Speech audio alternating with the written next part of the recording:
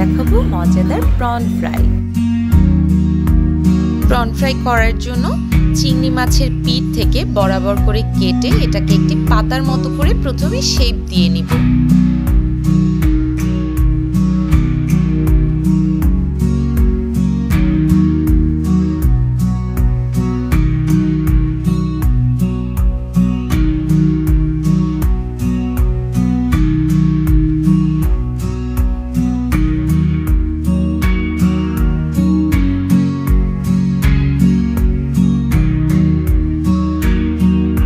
এভাবে করে প্রত্যেকটি চিংড়ি মাছ সুন্দর করে কেটে নেব।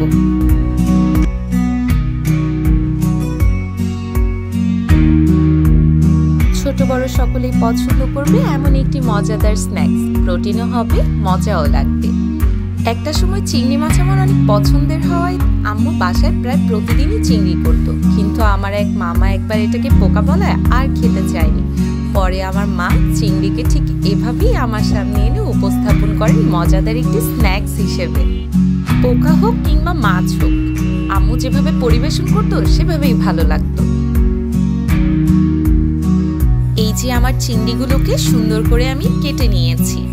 এবার এটার জন্য প্রথমে আমি একটা ডিম ভালো করে ফাটিয়ে নিব।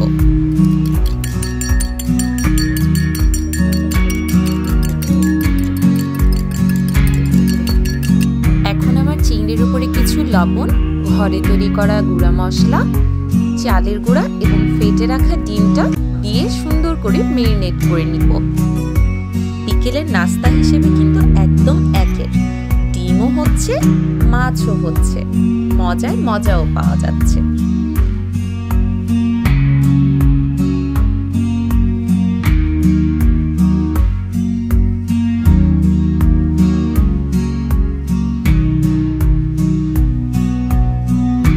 আর হ্যাঁ, আমার এই রান্নাগুলো আপনাদের ভালো লাগলে সাবস্ক্রাইব করতে কিন্তু ভুলবেন না। অবশ্যই কিন্তু লাইক কমেন্ট করেও পাশেই থাকবেন।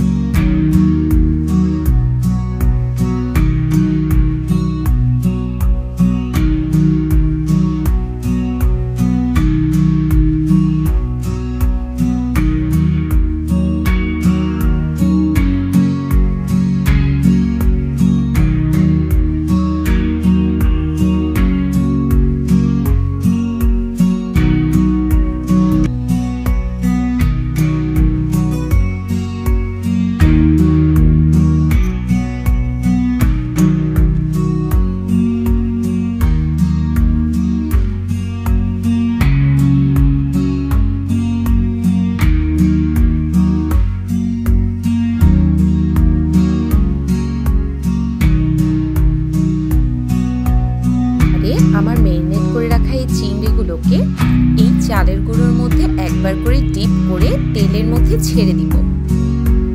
তেলে ছাড়ার আগে কিন্তু অবশ্যই খেয়াল করে নেবেন তেলটা গরম হয়েছে কিনা। আমি প্রথম চিংড়িটি ছাড়ার সময় খেয়াল করিনি, তাই আমার তেলটি গরম হওয়ার আগেই চিংড়িটি দেওয়া হয়ে গিয়েছিল।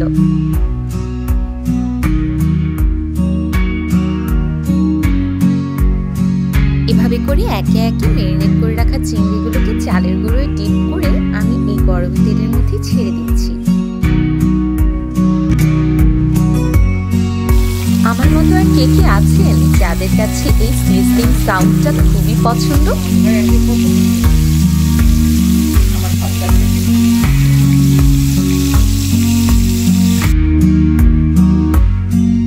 এখন আমি চিংড়িগুলোকে একটু নেড়ে চেড়ে নিচ্ছি এবং উল্টে নিচ্ছি যেন দুই পাশে একই রকম হয়ে আসে।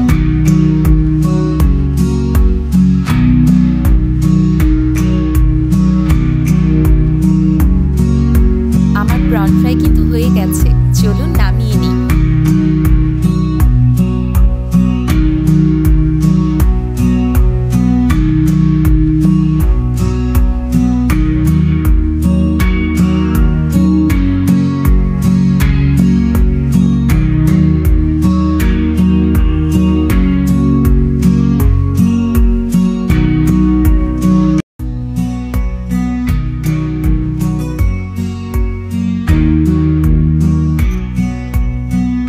তৈরি হয়ে গেছে আমার মজাদার প্রন ফ্রাই।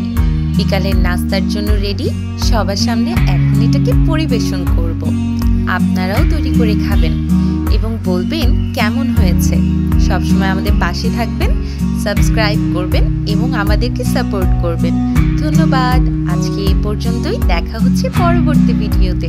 আল্লাহ হাফিজ।